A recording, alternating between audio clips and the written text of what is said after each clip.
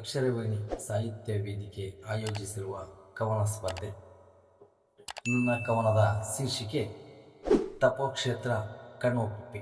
ನನ್ನ ಹೆಸರು SV ಶಾಂತಕುಮಾರ, ದಾವಣಗೆರೆ. ಕವನದ ಶೀರ್ಷಿಕೆ ತಪೋಕ್ಷೇತ್ರ ಕಣ್ವಕುಪ್ಪೆ.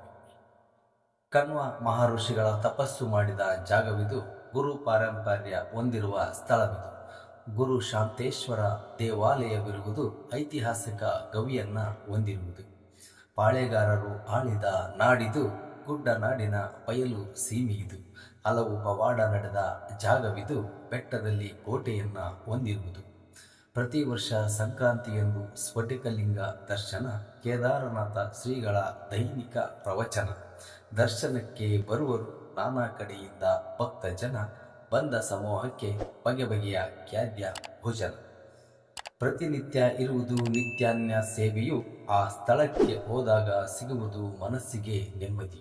ಅಮಾವಾಸ್ಯೆಯ ದಿನದಂದು ಗುರುಗಳ ದರ್ಶನವು. ದರ್ಶನದಿಂದ ದೊರೆಯುವುದು ನಮಗೆ ಪುಣ್ಯವು. ಜಗಳೂರಿನಿಂದ 8 ಕಿಲೋಮೀಟರ್ ದೂರ. ಅಲ್ಲಿಗೆ ಹೋದಾಗ ವಾಸವಾಗುವುದು ಮನಸ್ಸಾಗುವುದು ಹಗುರ. ನಂಬಿಕೆಯಿಂದ ಬರುವರು ಭಕ್ತ ಜನ ಸಾಗರ.